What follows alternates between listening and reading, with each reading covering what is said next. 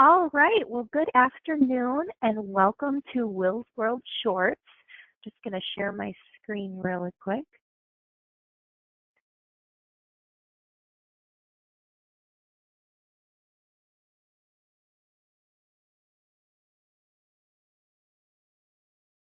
Okay. My name is Melody Clark, and we at WiLS are very excited to be able to share some data visualization projects with you. It is our hope that you will see possibilities of what you can do with your own data and maybe spark some new ideas and projects for yourself from the things you see today. I did mute everyone, so if you have questions throughout the presentations, feel free to chat them. But we will have time at the very end of the presentation for questions, and we'll address those chat questions at that time as well. Before we begin sharing, I do want to give you a little bit of background on the tool that we are using. And of course, obviously, the tool that we're using is Tableau. I want to give a little overview of the software and its abilities so that you have some basis of understanding of the tool when we go through the projects if you're not familiar with it. So first of all is the Tableau family. Tableau has developer and sharing tools. Developer is the desktop is a full developer software. There are two versions, personal and professional.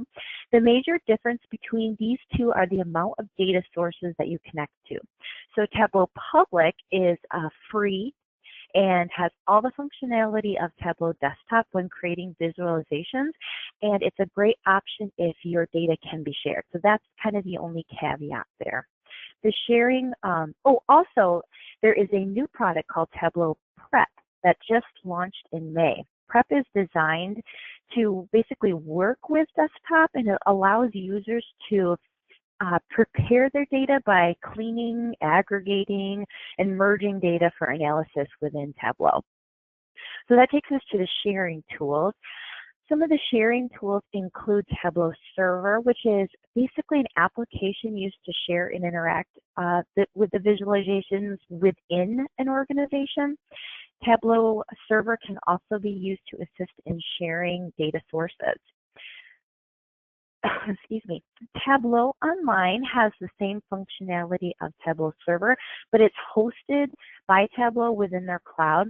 So one thing to note is that there are a few limitations with the types of data that you can connect using Tableau Online. And finally, Tableau Reader. It's a free application used to view and interact with workbooks and dashboards made by the software. So I'm not going to go into too into depth into what Tableau can do because you will see that in the following presentations. But I do have two quick examples of different graphics that can be created with Tableau just to give you a basis of kind of what it can do. So these are both created using Tableau Public. They're not library related, but nonetheless, I found them really very visually interesting and don't really need any outside contextual information to understand what is being presented. The one on the left is gender and ethnic disparities in tech companies. It uses this interesting flower graphic with petals depicting ethnicity and the colors depicting gender, and each flower represents a company. It easily portrays the information, and it's graphically interesting. And then the graph on the right shows the fasting hours for Ramadan with the colors associating with the map above. Again, it's unique and interesting. But showing just these kind of images is limiting. Really, Tableau is a powerful data tool. And it's kind of like Excel on steroids, but so much more. So, and speaking of Excel, we'll talk just really briefly about data sources. So you can connect a large array of sources to Tableau. You can connect flat files like text or Excel, relational databases like SQL servers, cloud-based sources like Google Analytics and SurveyMonkey, and really there's so much more. But we want to get onto the projects. So we have 4 projects that will be shared today. Each presenter will give an overview of their project, including what their need was, perhaps some insight into how the data was identified or collected, and maybe any issues in creating the project, as well as maybe some new things they've learned. I'd like to thank all of our presenters who've taken the time to share their projects with us today. We have Stef Morril, who is the director here at WiLS, and Kate Clark, who is the administrative and operations coordinator for WiLS. And I'd like to take a second to thank Benedict, who connected us with our third presenters, Lewis, Johnston, and Kelly Kraemer. Lewis is a professor of economics, and Kelly is the business and information outreach librarian, both at the College of St. Benedict at St. John's University in Minnesota. And then last but certainly not least, we will hear from South Central Library Systems Data Services consultant, Jodi Hosley. So with that, I am going to hand it over to Stef to share our first project. Thank you, Melody.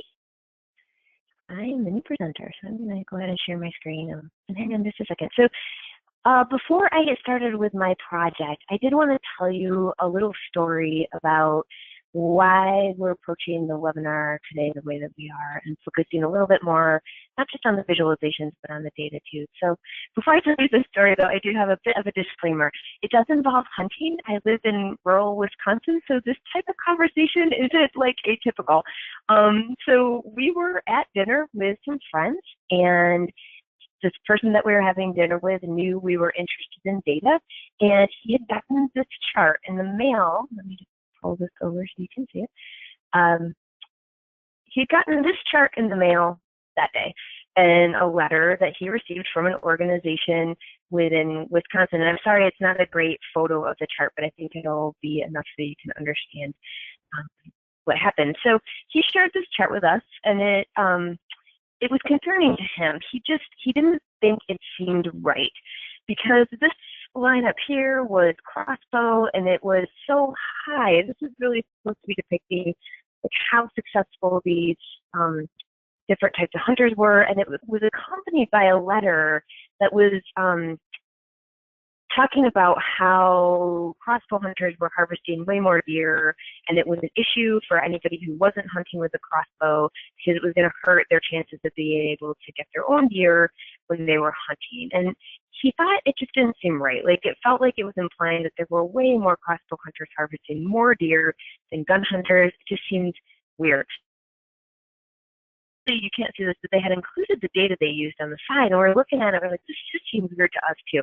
So being the complete data nerds that we are, we went home that night after dinner, it was about 11 o'clock, and put together a quick and dirty visualization just using Excel with the same data. And you can see that this is the gun hunters at the top, and then we've got archery people, and then we've got crossbow people, and this paints a very, very different picture from the same exact data. And it points out some interesting things about the data. There's an increase in the number of deer that bow hunters are harvesting, and this is their percentage of the total harvest at the bottom. But it's only been really 1 year. They only have 1 year of an increase, so it could be a trend. It could be something to be worried about, but it could be an anomaly. It could just kind of my suspicion because of the growth, the high level of growth. It could be a lot of things, but it certainly isn't enough information to start a campaign around, right? So it's a very, very small number compared to the number of deer hunters. No one else's chances of getting a deer are really threatened by what you're seeing, even if there is truly this uptick. So our friend went back and shared this chart with the organization. They weren't too happy, and he ended up leaving the membership of the organization, which made us really nervous because we made this chart pretty quickly, but we knew it was accurate. It just wasn't, super great. But I thought about this story a lot when we were planning for this session. It isn't enough to have a visualization of data, right? We need to understand the data. We need to understand where it's coming from. We need to understand what the data says. We need to understand how to interpret that data, which is why we're not just telling you about the visualizations today, but also about the need and the data behind it. With that, I'm going to move into my project. And we were working on a project where we wanted to understand more about the patterns of circulation in the state. for public libraries. Specifically, we were interested in the patterns of circulation over county borders. We weren't interested in ILL, but actual circulation where people were physically crossing county lines, going into a library and borrowing materials. So as many of you who work with data know, sometimes when you're working on a project, you can't get exactly what you're looking for, but you can still get something that will help. And in this case, we weren't able to get all of the circulation information for people living outside a county, but we were able to get data for people who don't have a local public library. At the Department of Public Instruction in the town of Spring Green, I don't have a library in my community. So my data would be included if I crossed the county border and checked out something from a different library, that checkout would be included in this data. For people who live like in the city of Madison, where you have a library that you're funding, if they crossed the border and checked out materials in a different library, that wouldn't be included. So the data isn't perfect, right? But it was good enough for getting a sense of the trends, which was all we really wanted for this project. And obviously, when I talk about this data or shared this visualization as part of this project, I explained it and put in the caveats about this data, the limitations of this data. So again, when you're dealing with data, as many of you might know, you might not get the data formatted exactly how you need it. And I'm just going to show you the data that I got and the data I ended up with in order to use it. Oh, in Tableau, it's floating away. So, and I'm going to focus on one example, one case, just to show kind of what you might have to do sometimes to get the visualizations that you want. So in this case, the data that I got, I had the name of the library that was used to circulate the item. So this would be in the destination where the person went and checked out the item. And I had the county, the public library system in the county that they came from. Then after that, how the data was arranged was that it, in the same row, included all the other counties that had circulation. So in this example, Columbia County, there were 14,444 checkouts by Columbia County residents at the Ruth Culver Community Library. So that many people crossed, not that many people, but the number of people that crossed the border from Columbia County and circulated material from the Ruth Culver Community Library was 15,445.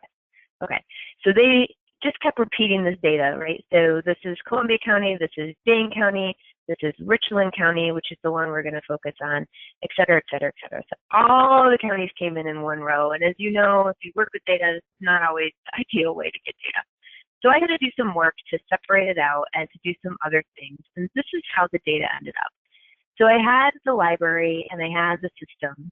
And then I had to create this field, which was the destination, which is the path field. And what this did was connect the county that they came from, so Richland, to where they were going. And I needed this because I was making a map, and I had to have this. So Tableau needed this for the visualization I was doing. And then after that, after you can see, these are basically, these two lines are the same. It gives me the county, the two counties, the number of circulations, what city the library was located in. But then you can see these two things at the end are latitude and longitude for the library and for the county. And I had to geocode the data in order to get this. And that wasn't that big of a deal, except I didn't have addresses in the data that I got. So it was pretty easy to get the addresses for the libraries. And for the county, which I'll show you in a second, I just needed a point within the county to use as the geolocated place. And so I just found addresses that were kind of in the center of each of these counties in order to be able to map this. So using this data, let me pull this over. This was the visualization that I created. It is a map, and you can see that there is different colors, and this was the county that people were coming from, were different colors. And then the circulation, amount of circulation made it wider. And this is pretty busy. So what I did was add a way that people could only look at certain counties they were interested in. So in this case, I'm going to go ahead and look at Richland County because that was the one that we had in the example data that I showed you. You can see as soon as I unselect, there's nothing there. So I'm going to go to Richland County, and you can see there it is. And I can scroll in. and then move things around. Just moving a little bit more. So you can see here, it changes this key so you can see the amounts of circulations that are coming from Richland County. And the wider the line, the more circulation is happening. So in this case, Reedsburg, so from Richland County to Reedsburg, there was 5,604 circulations. And as I mentioned, I just picked a point in the county to use as a point to illustrate that the circulation was coming from that county and going to this library. So if we move around a little bit, we can see the data that I don't know where Prairie Second, there it is.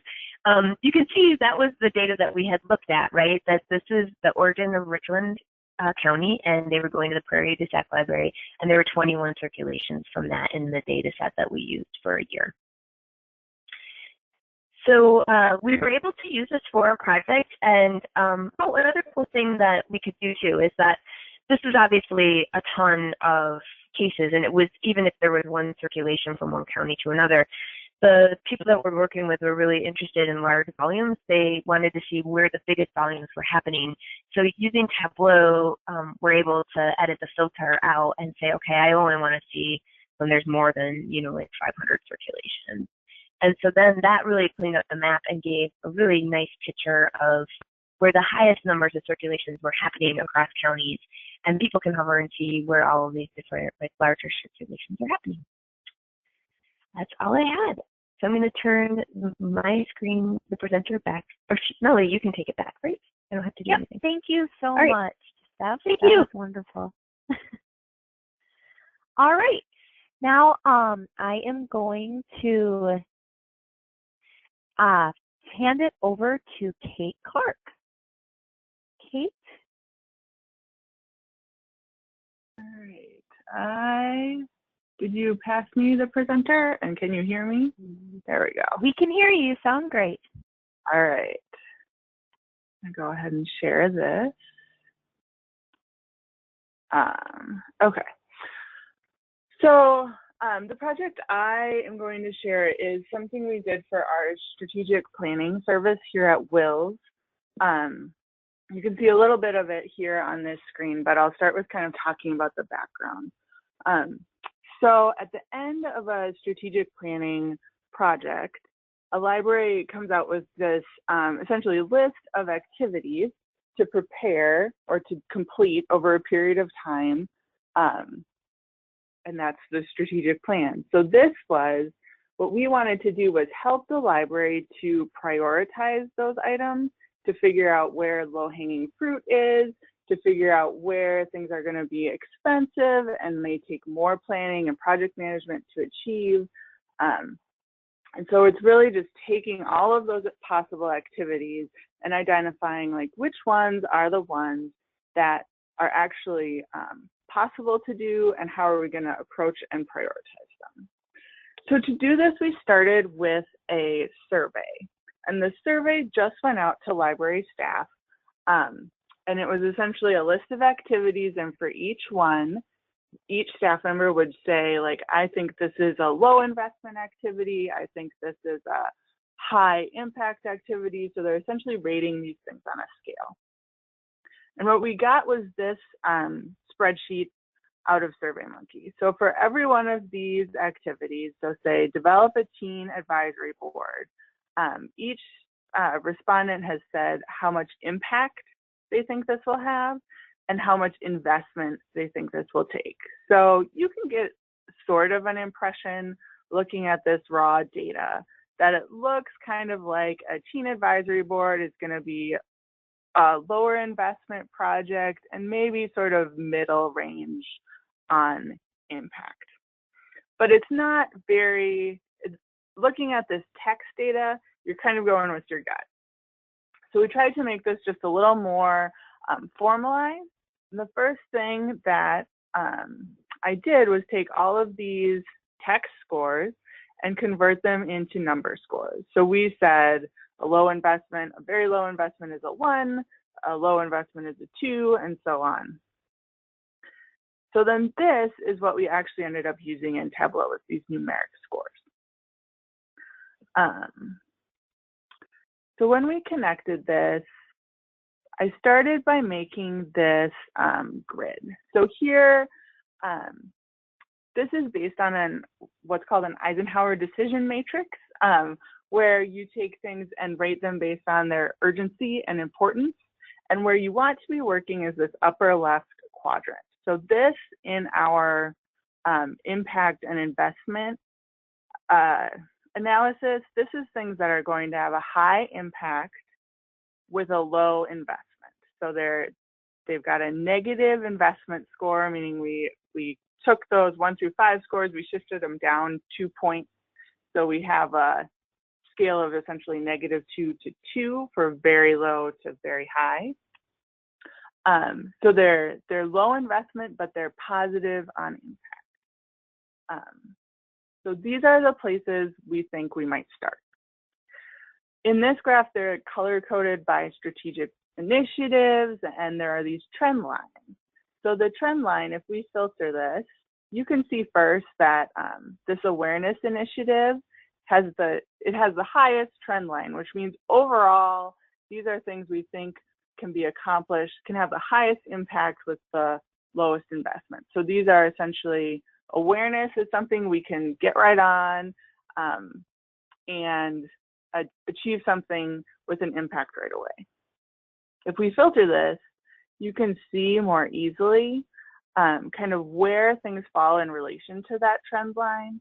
So we can see in this high impact, low investment quadrant, kind of above the average, we have things like use marketing initiatives, build relationships with media sources, craft compelling messages, like really putting effort into how we're communicating. And then over here, if we up the investment a little bit, we can do things like add a marketing staff member, increase our presence in the community, things like that. If we turn all these back on, we can also see some things right away that we might be able to eliminate, things that are relatively low impact but still might cost a lot of money, like expanding the hours of the library, adding more information about community events to our library website, things like that. So this is one way to visualize that impact versus investment data. The other way that we did this is this chart. So this has a lot of information on it. I'm going to kind of walk through what this is and then filter it so we can see more clearly kind of what this is saying. So this is showing us each of these columns is an activity. And the bars on this chart are that investment score, just that impression from the staff of how much each of these things are going to cost. And we can see really clearly right away that there are some big red bars. These are things that are going to cost a lot of money. And then this dotted line here is showing us just the average across all activities of those investment scores. So we can also see pretty clearly right away if things are above average or below average. So even if something is kind of in this middle range, we know these are right around what we think the average investment would be. These over here are kind of higher. We kind of have that trend line to compare to. Then these blue dots are the impact of each of these activities. So a bigger, higher dot is something we think that the staff thinks will have more impact, and a smaller, lower scale dot, like this one here, is something that the staff thinks will not have as big an impact on the mission of the library. And then again, we have this average line. So if we filter this, I'm just going to filter this for programming. We can see really clearly to identify where are the things that we can achieve a lot of impact with a relatively low investment. So some of these are pretty clearly in there. So things like increasing our collection for teens. We can do, we can have above average impact with below average investment. or increasing collection items for older adults. Similarly, you can have an above average impact for a lower investment. Then there are some, if we go to spaces again, there are some here where we see the impact is pretty low for a relatively high investment. So these might be things that we want to do more analysis on, things that we just don't want to end up doing, things that we want to approach more carefully in order to really achieve our goals for the library.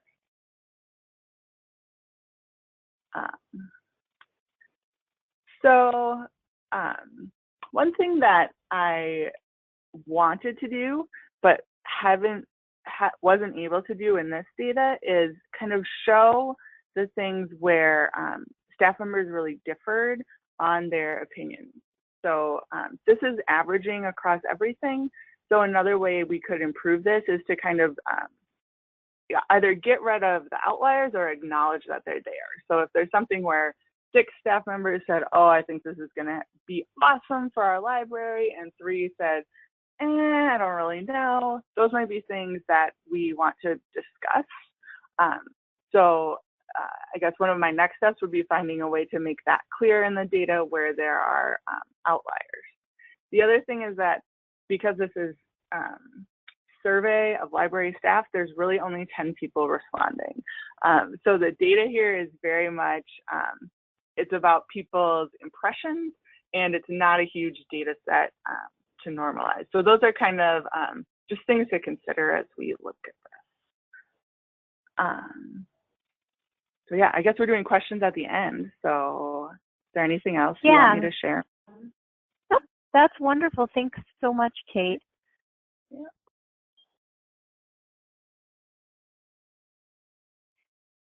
All right. So now we are going to hand it over to Lewis Johnston and Kelly Kraemer.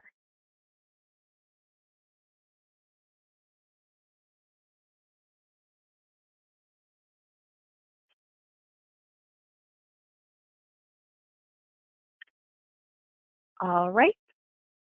Hey, can you hear us? We can hear you and we see your screen. Great. So I thought I'd give us just background on the context of how we used Tableau. We're a small liberal arts college, and in the past couple of years, our librarians have been trying to explore different ways to use new kinds of technologies to do library instruction and collaborative library projects with the different classes that we're working with. So as a business librarian, I work with Lewis and his economics class, and we decided to work with Tableau as a project tool for one of his students' assignments. Introductory economics students, so basically the Econ 101 at our college, and looking at it as a way for students to not only learn about a new kind of technology, but also get an opportunity to work with economic data hands-on rather than just reading about it in a book. So I'm going to turn it over to Lewis to kind of explain some of the class context for choosing Tableau and what the project involved. Okay, thanks, Kelly. So Hey, Lewis, can I interrupt for just a second? If you guys are using a mic, would you be able to talk a little bit closer to it? I think we're having a little, we can hear you, but it just sounds like you're a little far away. How's that? Much better. Thank you so much. Yeah. Okay. No, we were trying to make sure we could both get it. So, all right. So, let me give you a little background why I wanted to do a project like this. Kelly already mentioned part of it, which is if you've ever took an introductory to economics class or something like that, one of the things that data is presented to you is something that's already done. So you open up a textbook and there's a graph there, or a professor puts a slide up on a PowerPoint presentation and there's a beautiful picture. And what I wanted to do is I wanted students to understand that data isn't something that's just given to you, it's created. And you need to learn the ins and outs of it. So we needed something that a beginner could jump into relatively quickly. Again, as Kelly mentioned earlier, that's one of the reasons we used Tableau. It's free. We could start pretty easily from scratch to get the students to do something. But one thing that came up right away was, what part of the project do we want the students to concentrate on? Do we want them to concentrate on the collecting, understanding, cleaning part of the data analysis, or do we want them to concentrate on having the data already in their hands and working with it? And there isn't a right answer to that. What we decided, though, was we would give them a large data set that was already cleaned, that was all ready to go, and that they could do some analysis from. So what we did was we collected publicly available data from the United States government, from the Bureau of Labor Statistics and the Bureau of Economic Analysis, on gross domestic product, the total amount of stuff that we produce in the economy, employment, and then we also got it subdivided. So we got those same data available by states and by industries. And we got it for the period from 1997 to 2015 so that they could see a boom period in the US economy in the late 90s, a couple of recessions, one in the early 2000s, and of course the Great Recession of 2008. And then what you see on your screen is the basics of what I did with that, which was have the students choose a partner and then work on a project. So the first step is kind of obvious. I wanted to give them some choice so they could either choose their own partner and then tell me who it was they were working with, or they could say, no, I don't know anybody, I don't want to choose, and then I would choose. So the way it worked was about 80% of the people chose their own partners. The remaining, I put them in a pool and paired them up. Then once they were in pairs, what they needed to do is they needed to decide what kind of project. And I gave them two choices. One was they could pick a state or a group of states and show what was going on in terms of output and employment for that state or group of states relative to the national average for the period 1999 to 2013. So notice I'm scooching in on the data, taking a couple of years off either end. Again, it's to make them not get too bogged down in the data cleaning and things like that. So they could either do that, or given that there's all kinds of interesting events that are going on during this period, recessions, booms, things like that, they could choose an economic event and then look at its economic impact again on a particular state or a group of states. So one that a number of students thought of right away was, what were the economic effects of the 9/11 attack on a particular state or some particular industry? So once they did that, then it was a matter of working with the students to formulate more precisely what their project was, and then in a sense letting them go. The metaphor I kept using was, I want you to get in the sandbox and play with the toys. I want you to get out there and learn what Tableau can do, learn how to bring the data in. But we didn't do it totally by ourselves. I don't know whether, well, I'll turn it over to Kelly. This is where the library staff was invaluable, because as a faculty member, I simply couldn't do this or want to do this. It's not my area of expertise. So I turned to the library staff, to Kelly and some other people here in the library, to work on this part of the project. So in addition to kind of the economics work and analysis that Lewis was doing with his class, a couple of librarians, and also we have a media department that works with the library, sort of an instructional technology group. And a few of us got together to plan out teaching the basics of using Tableau to a group of students that were mostly freshmen and sophomores. So that involved not only planning on getting the students set up with Tableau, either on their own computers or installing them on lab computers within the library, but then we structured out throughout the semester several sort of work sessions, workshops, where we took them through the basics of here's how you open Tableau, here's how you load your data, sort of the basics of creating a fairly simple dashboard, and then also giving them tools for them to continue learning about Tableau as a tool on their own outside of class. So it was, in addition to Tableau as the technology itself, it was really a learning experience for us on how do we do a sort of collaborative class library instruction session over several weeks and I think even months, with a technology that we were also fairly new to. And I think it ended up being a really good experience for us. On the screen is a sample of what the grading rubric looked like for the assignment that the students had to work through, what sort of the goals of what we were trying to teach them with Tableau and creating their data visualizations. And I can't remember, one of the earlier presenters mentioned this, but the dashboard in and of itself is a tool. It doesn't tell the story. So if we scroll down, they were graded both on the dashboard they created, and they were to write, and they had to write a memo on the subject. The metaphor I kept using there was, you need to tell a story. So creating the dashboard is part of telling the story. It's not the story. So they got graded both on the dashboard and the qualities that we listed up there on the rubric, and the memo that they had to write to go with it.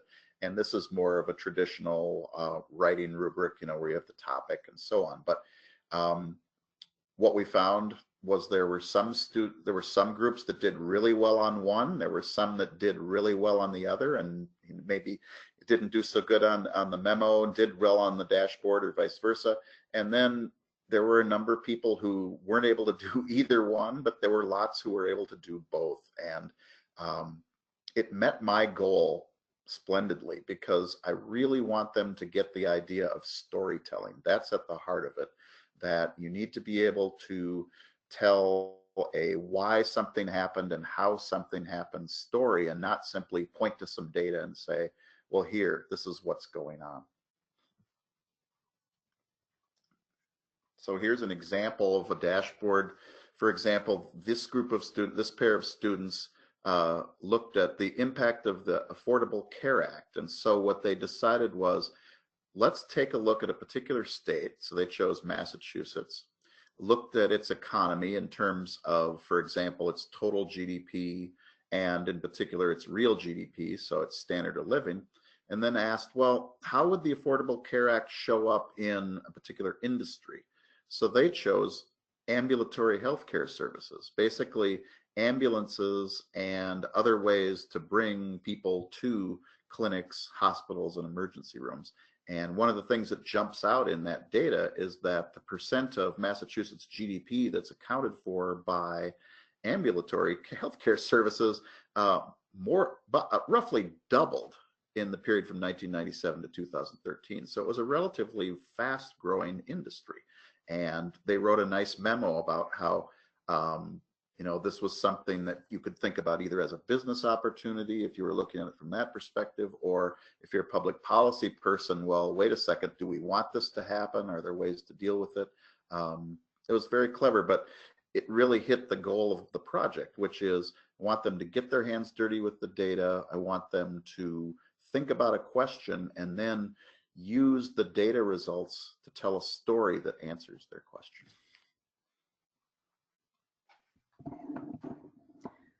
So I guess just to conclude from the library's perspective,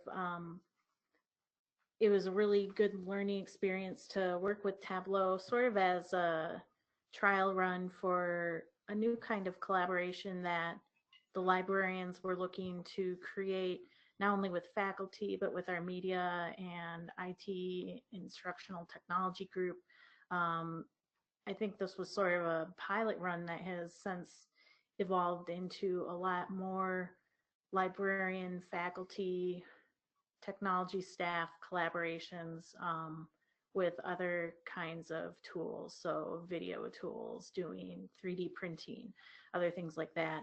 Tableau was a really great gateway, and I think it worked really well, especially with working with younger students on getting them involved with sort of tech tools that you don't normally see in some of those introductory courses.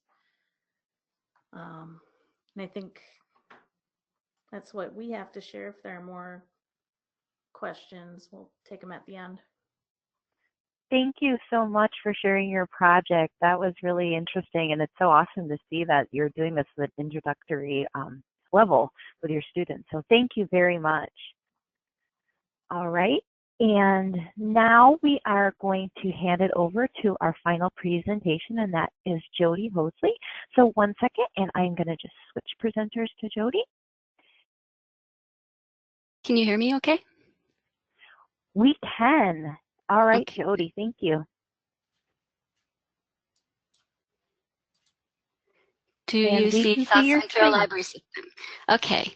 Well, thank you for including me on this. And I'm going to start out just putting things in context. I'm in a new position that started last year, so I've been using Tableau for about a year. When I took the position, I'm with South Central Library System, which supports 50 public libraries in the center part of and south part of Wisconsin. And the position was new, and I was thrilled that a big part of it is to help develop dashboards. So the first thing I needed to do was to find a tool, and I did an evaluation of different tools that are out there and picked Tableau and was able to get a desktop license as a nonprofit, so it's a little over $600, and I've decided to use Tableau Public to share. What I'm showing you here is not the one that I'm going to actually, one of these that I'm going to actually use as an example, but I wanted to let you know a couple of things. There are all of these can be downloaded, and one of the things I wanted to show you is right here is this says following. I've been trying to follow other libraries out on Tableau Public, and I recently found the Brooklyn Public Library has some really beautiful dashboards, and this one that's featured here is actually, if you go look under following, there's Ohio State University Library that has an annual Fast Facts also, and mine looks a whole lot like it. So take a look at some of those that are there. Most of these are, a lot of these are in prototypes. This is really where I share ideas. Not all of these make them to a final design. The ones that have made it, you can see, are actually published on our SCLS website. It says originally published. That's one. This delivery ones are published. They are all using very different data sets. I use a lot of the DPI annual library statistics and also been using a lot of our integrated library system data in multiple formats. Some are using shapefiles, census data. This one up here under authentication is using a log file. This one over here is for the Portage County Library. They did a really interesting sweep study where they wanted to answer the questions of how are our patrons using our library, and I was able to help with formatting the data into here, and then Larry, the director, actually presented it at WLA. This one is unique in that it's using Tableau's feature of putting together a storyboard. So it has multiple workbooks in one dashboard. So take a look at that. Other ones that are not posted on here tend to be ones that have confidential patron information. For example, I'm plotting where our patrons who checked out books last year live, and it's down to the point where you can actually tell who, if you know your community well enough, you can tell who they are. So that's not ones that I put in Tableau Public. What I'm going to share today, though, is one of the projects that I was involved with Madison Public Library, and the city of Madison was doing what's referred to as Madison Results, and all of the departments were to create dashboards. And one of the dashboard tools that they were going to use was Power BI. Well, a lot of the integrated library system data is what SCLS supports, and so I volunteered. The library and the streets were the first two pilot projects, and so this was a pilot project that I did with Madison Public. What was really nice about this is if you notice the difference in the colors, these are much more they have branding that's already set up at Madison Public Library, which made my decision making. I was able to make a custom palette for them in Tableau and use their colors. And to me, this is, you can see as I've evolved over the year, the colors here are much, much nicer than some of the SCLS ones. The project they had, what was really nice is there were teams that got together. They had many planning sessions where they developed a library data action plan with specific measures by service area. So they'd already identified some measures that they wanted. And there were 7 areas: administrative and marketing, customer service was a second, digital access, information connection and referral, programming and partnership, resources and material, and spaces. And 2 of those I focused on in doing a few prototypes. Again, these are prototypes. They have not made it to final design. And you will see when I get into the details. What I want to show you also is, you see this one over here. If you're not familiar, if you start out with Tableau Public and you can only publish in Tableau Public, the nice thing is you see this little eye here. That one is actually hidden. If you go to this Tableau Public page, you will not see that. And why that is hidden is I'm actually trying to take some of these projects and ramp them up to be able to be provided to all of the SCLS libraries instead of just Madison Public specific. The one that I'd like to share with you is this one. This is circulation per capita. And it's basically showing, if you know the Madison area, so patrons live in certain areas. Earlier, Stef was saying where she lives in, I can't remember the community, but I live in New Glarus, and I live in the town of New Glarus. So when I go get my library card, I'm actually put down as the town of New Glarus, not as the village of New Glarus. In Madison, when a patron registers, they're put in by census tract, and that's a piece of data that's in our ILS. And it's very important. It kind of goes along with Stef's visualization because the money goes where the people live. And so it's kind of an important concept. So I'm going to take you under the hood on this. If you are interested in any of these, there's this little option up here that says download workbook. That's a choice that I made to make that accessible. If you've got confidential data that you don't want to share, or you don't want to share your workbook, you can choose not to do that.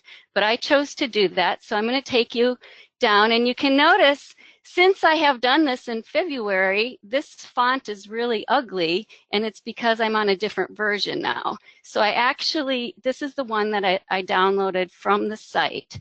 And I'm going to just start by, if you do download somebody, so you can see I've made it into a dashboard. I hid all of the sheets because the metadata on Tableau Public then only shows that one sheet, or the dashboard. It doesn't show all the individual sheets. So I created this dashboard with a workbook that has this, a circ per capita, a workbook that has this, and items borrowed by resident, a third workbook that is just basically this little box, and then this is the main one. So you'll see here is a workbook here. That's all there is to it. It's mostly formatting. Here's a second workbook, third workbook, and then here is the actual graph or map. I want to just show you very quickly the data source. It's a little bit complicated. The shapefile I was able to get from the census data. Then there were some, sorry for the delay in this.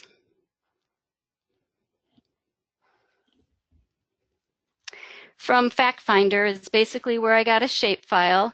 Then I had to geocode, so this is the shapefile from the census. This is the circulation data, and I can see right now that my data management friends would probably give me a hard time for not having very good names on these, so I would like to clean that up when I get to a final version. I had to create an in-between file that actually connected the census tracts and then to geocodes that were to p-stats, which is the locations. And then I also had, this is to the actual population. So this is another one from Fact Finder, which is the population. And then this one I put in because I really wanted to plot where the libraries are in Madison, and I never did get that one to work.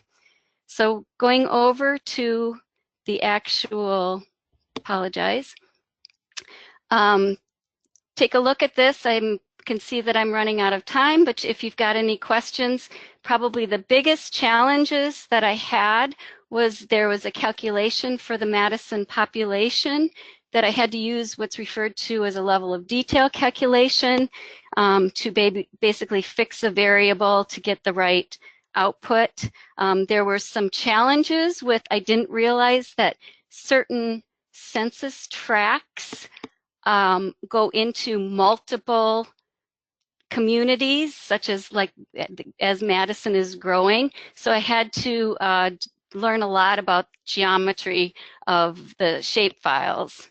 And then if I were to do this again, which I'm planning to, I would want to get a little more user input, and I just formed an advisory listserv. And one of the data that with the circulation statistics is really a secondary data source, and I'm working on trying to get closer to the actual Koha database that we use and do live extracts from that. So that's kind of the direction down the road, and using that with Tableau Prep, which is a really amazing tool. And then the last thing I'd like to do is to plot the libraries. You can see in this particular one, underneath there actually is a map that is through Mapbox that you can get through up here under the map feature. And I did create with the libraries under there, but you can't see them. So that's all I really have. If there's any questions. Thanks so much, Jodi. So yeah, now we can open up questions. I'm going to go ahead and unmute everyone, so you can feel free to ask a question, or you can also write it in chat. But you should all be unmuted now. So are there any questions for any one of the presenters?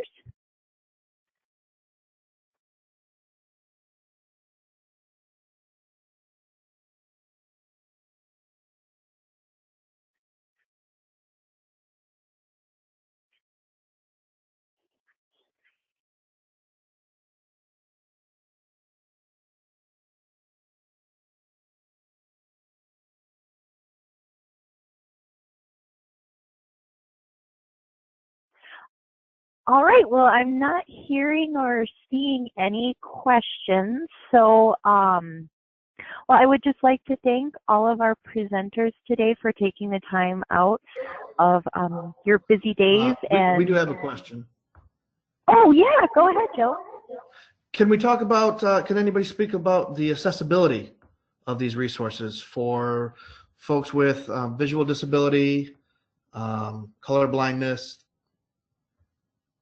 that sort of disability? This is Stef. I can talk a little bit about color blindness, at least. The one that I showed, I knew the audience was very contained, right? And I wasn't as worried about it. But anything that we do that's publicly available or ones that we're going to use to publish, I actually have people that I'll send them to verify that. I try not to use color. I try to use alternatives to color so that it's not the only thing in the visualization. So I try to be careful about that when we're creating them. Has anyone tested these on a screen reader to see how someone with low visibility can interact with these? I've got a couple things I can add to that. So there actually is in Tableau a colorblind palette that you can use, and a lot of the books, like the Big Book of Dashboard is one example where they talk about, so having literally like one thing that's a color and the rest being more gray to kind of have contrast where you're actually focusing with the color onto the information that you want to draw your eye to. So for example, some of my SCLS stuff that's really super colorful is probably not good, and you'll see as later ones go, I try to do just more two color. So that can help. There also are, there's a whole page for, or a whole section in Tableau on accessibility, but to be honest, I haven't had a chance to look at it, but it's there. Okay, thank you. Mm-hmm. We also had a question in chat for Jodi. Are you connecting the data to any information other than location, for instance, demographic information? Yes, in the example that I showed, I actually was had census data because it's per capita. So one of the calculations is how many people circulate books who live in this particular area. So I was using census data for that, the shapefile and then the population. Was that answering the question? Or is it more demographic, like socioeconomic, that they were interested in?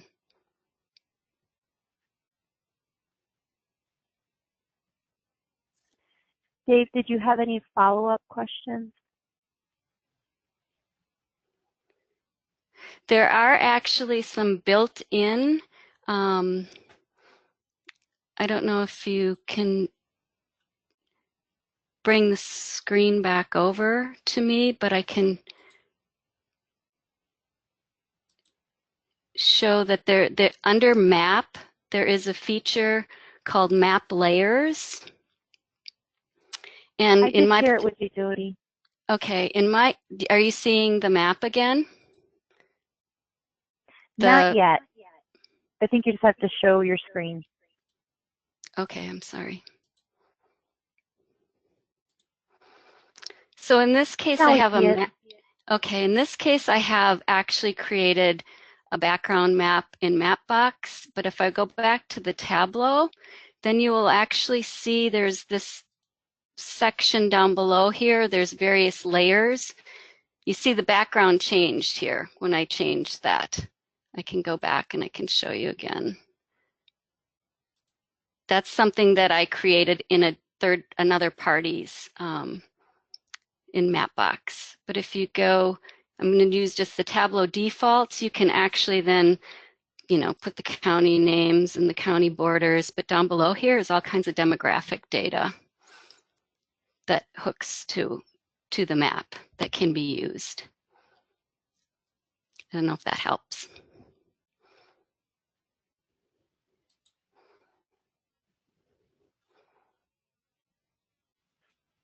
Thanks, Jodi. Okay. Are there any other questions?